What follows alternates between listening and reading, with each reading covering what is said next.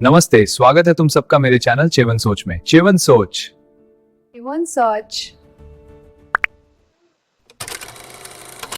पिछले हफ्ते मैं बस यूं ही YouTube देख रहा था और एक छोटी सी क्लिप मेरे सामने। क्लिप तो शायद 15 सेकंड की भी नहीं थी, लेकिन उसमें एक लाइन थी जो मेरे दिमाग में अटक गई। अक्सर ऐसा ही होता है ना? कभी कभी सबसे गहरी बातें बहुत ही सीधे साधे शब्दों में छिपी होती हैं। बिल्कुल। और ये लाइन कुछ ऐसी ही थी। उसमें कहा गया, तुम खुद को पसंद करो, तुम खुद की तारीफ करो, क्योंकि तुम्हें नापसंद करने वाले और तुम्हारी बुराइयां करने वाले बहुत हैं। वाह! जब मैंने ये पहली बार सुना तो लगा कि हाँ, सही बात है। लेकिन जितना इस पर सोचा उतना ही ये उलझा हुआ और गहरा लगने लगा। ये बिल्कुल सतह के नीचे एक पूरे आइसबर्ग जैसा है। ऊपर से एक छोटा सा टिप दिखता है, लेकिन नीचे मनोविज्ञान, सामाजिक दबाव और आत्मसम्मान की पूरी कहानी है। तो आज का हमारा मिशन यही है, इस एक लाइन के पीछे छिपे राज को खोलना। क्या ये सिर्फ एक अच्छी सलाह है या आज की दुनिया में जीने का एक जरूरी नियम? चलिए इसी की गहराई में उतरते हैं। और ये समझना जरूरी है कि ये वाक्य आत्म प्रेम को एक आरामदायक विकल्प की तरह नहीं, बल्कि एक जरूरत की तरह पेश कर रहा है। हाँ, जरूरत। जैसे ये बाहरी दुनिया की कठोरता से बचने के लिए एक कवच हो। ये बात इसे बहुत दिलचस्प बना देती है। तो शुरू करते हैं पहले हिस्से से। तुम खुद को पसंद करो। यहाँ प्यार करो नहीं, बल्कि पसंद करो कहा गया है। ये शब्द का चुनाव, ये मुझे बहुत खास लगा। खुद से प्यार करो सुनना एक बहुत बड़ी बात लगती है, लगभग एक पहाड़ चढ़ने जैसा। हाँ, प्यार शब्द के साथ बहुत बहुत उम्मीदें जुड़ी होती हैं। एक तरह का दबाव होता है परफेक्ट होने का। सही। लेकिन पसंद करना ये ज्यादा आसान और सच्चा लगता है। ये अपनी अच्छाइयों और अपनी बुराइयों दोनों के साथ सहज होने जैसा है। अच्छा। ये खुद को आईने में देखकर ये कहने जैसा है कि ठीक है, तुम यही हो, कुछ आदतें अच्छी हैं, कुछ पर काम करना है, लेकिन कुल मिलाकर मैं तुम्हारे साथ जी सकता हूँ। ये एक तरह की दोस्ती है खुद के साथ। लेकिन ये दोस्ती निभाना ही तो सबसे मुश्किल है। हम दूसरों की गलतियां तो फिर भी माफ कर देते हैं, लेकिन अपनी एक छोटी सी गलती पर खुद को हफ्तों तक कोसते रहते हैं। ऐसा क्यों है कि खुद को पसंद करना इतना मुश्किल काम लगता है? क्योंकि हम अपने सबसे बड़े आलोचक होते हैं। हाँ। हमें अपनी हर कमी, हर असफलता, हर वो राज पता होता है जो दुनिया से छिपा है। हमारे दिमाग में एक आवाज वो हमेशा चलती रहती है जो हमें याद दिलाती है कि हम कहाँ कम पड़ गए। सही बात है। ये वाक्य उस अंदरूनी आलोचक की आवाज को उसे कम करने के लिए कह रहा है।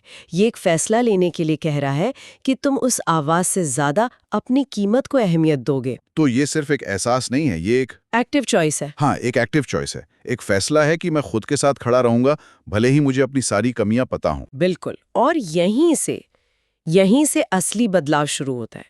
जब कोई खुद को पसंद करने का फैसला करता है तो वो दुनिया को अपनी कीमत तय करने की इजाजत देना बंद कर देता है।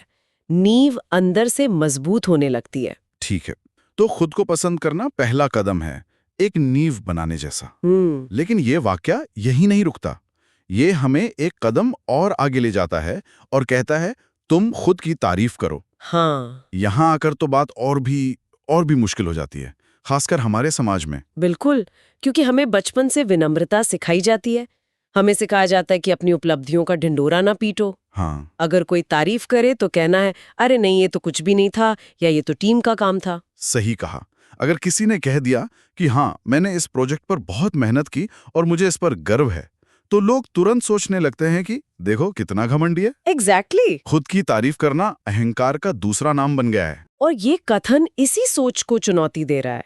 ये कह रहा है कि अपनी मेहनत को पहचानना और उसे सम्मान देना वो अहंकार नहीं, बल्कि आत्म जागरूकता है। आत्म जागरूकता। हाँ, ये बाहरी वैलिडेशन यानी किसी और की तारीफ का इंतजार करने के बजाय खुद को इंटरनल वैलिडेशन देने जैसा है। क्यों किसी और के आके बताने का इंतजार करें कि आपने अच्छा काम किया है? जब आप खुद जानते हैं तो खुद को शाबाशी क्यों नहीं दे सकते? आपने एक बार मानसिक मांसपेशी बनाने की बात कही थी, मुझे लगता है ये यहीं फिट बैठता है। लेकिन ये मांसपेशी बनती कैसे है? अच्छा सवाल है। क्या इसका मतलब है कि हर रोज सुबह उठकर आईने के सामने कहना है, वाह तुम बहुत अच्छे हो? ये थोड़ा अजीब नहीं लगेगा? हाँ, शुरुआत में अजीब लग सकता है, लेकिन ये उससे कहीं ज्यादा गहरा है। ये मांसपेशी छोटी छोटी आदतों से बनती है। जैसे मान लीजिए आपने कोई मुश्किल काम समय पर पूरा कर लिया, जिसके लिए शायद आपको कोई मेडल नहीं मिलने वाला। उस पल रुककर खुद से कहें, शाबाश, ये आसान नहीं था पर तुमने कर दिखाया। या जब आप किसी मुश्किल बातचीत को शांति से संभाल लें तो खुद की पीठ थपथपाएं, ये छोटी छोटी जीतें ही उस मांसपेशी को मजबूत करती हैं। अच्छा, तो ये अपनी सफलताओं का एक मेंटल लॉग बनाने जैसा है। बिल्कुल, मतलब अपनी छोटी छोटी कोशिशों को नजरअंदाज न करना। और जब आप ऐसा करना शुरू करते हैं तो आपका आत्मविश्वास किसी और की राय का मोहताज नहीं रहता। एग्जैक्टली। और फिर जब कोई आलोचना करता है तो उस एक नकारात्मक टिप्पणी का मुकाबला करने के लिए आपके पास अपनी 100 सकारात्मक टिप्पणियों का खजाना होता है। आपका आत्मसम्मान बाहरी मौसम के हिसाब से नहीं बदलता। सही। ये सब तो ठीक है, लेकिन फिर वाक्य का तीसरा हिस्सा आता है जो इस पूरी बात को एक बहुत ही गंभीर और यथार्थवादी मोड़ देता है। हाँ।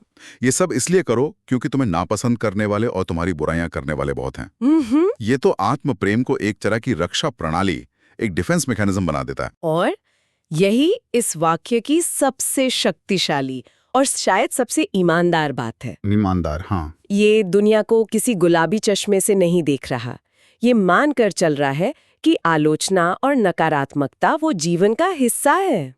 खासकर आज के डिजिटल युग में, जहां कोई भी गुमनाम होकर आपके काम, आपकी शक्ल, आपके विचारों पर कुछ भी कह सकता है। ये एक सच्चाई है। तो ये कह रहा है कि आप चाहे जो भी कर लें, आप सबको खुश नहीं कर सकते। कभी नहीं।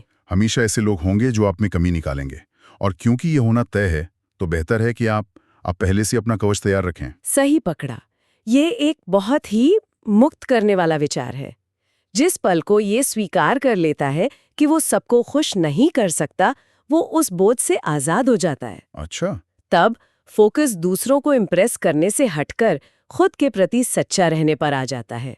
ये अपनी खुशी का रिमोट कंट्रोल दूसरों के हाथ से वापस लेने जैसा है। लेकिन यहाँ मेरे मन में एक बड़ा सवाल उठता है। पूछिए। ये सलाह थोड़ी खतरनाक नहीं है? अगर हम हर आलोचना को ये सोचकर खारिज कर दें कि अरे ये तो बुराई करने वाला है, तो हम कभी अपनी गलतियों से सीखेंगे ही नहीं। क्या हम एक ऐसे बुलबुले में कैद नहीं हो जाएंगे जहां हमें लगता है कि हम परफेक्ट हैं और बाकी सब गलत? ये एक बहुत ही जरूरी और जायज सवाल है। हाँ। और यहीं पर विवेक और संतुलन की जरूरत पड़ती है।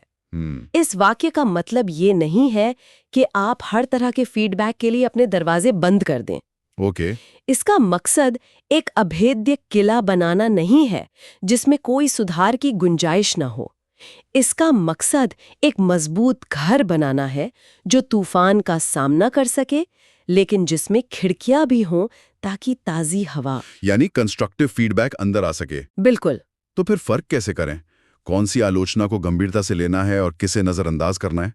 ये तो बहुत मुश्किल है। मुश्किल है, लेकिन नामुमकिन नहीं। क्या ये फीडबैक किसी ऐसे व्यक्ति से आ रहा है जो आपकी परवाह करता है और आपको बेहतर देखना चाहता है, या ये किसी ऐसे गुमनाम व्यक्ति से आ रहा है जिसका मकसद सिर्फ आपको नीचा दिखाना है? अच्छा। दूसरा, फीडबैक के लहजे को देखें। क्या वो आपकी किसी खास कमी पर सुधार के लिए सलाह दे रहा है या सिर्फ आपके पूरे व्यक्तित्व पर हमला कर रहा है? जब आपका आत्म मूल्य मजबूत होता है तो आप इन दोनों के बीच का फर्क साफ साफ देख पाते हैं। आप फीडबैक को व्यक्तिगत हमले के रूप में नहीं देखते। मतलब जब आप खुद को पहले से पसंद करते हैं और अपनी तारीफ करते हैं तो आप आलोचना को एक जानकारी के तौर पर देखने की क्षमता रखते हैं, ना कि अपने वजूद पर एक हमले के तौर पर। बिल्कुल। तब आप कह सकते हैं, ठीक है, इस फीडबैक में दम है, मैं इस पर काम करूंगा, या नहीं, ये सिर्फ नकारात्मकता है, मुझे इसे अपने ऊपर हावी नहीं होने देना है।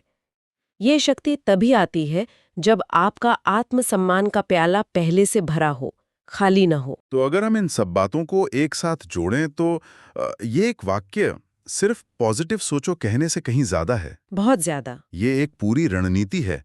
पहले खुद के साथ एक मजबूत रिश्ता बनाओ, अपनी छोटी बड़ी जीतों को पहचानो और फिर उस मजबूती के साथ बाहरी दुनिया का सामना करो, ये जानते हुए कि कौन सी आवाज को अंदर आने देना है और किसे बाहर रखना है। संक्षेप में यह आत्म सुधार से ज्यादा आत्म संरक्षण के बारे में है। आत्म संरक्षण। हाँ, यह आपको बाहरी नकारात्मकता से बचाने का एक तरीका है।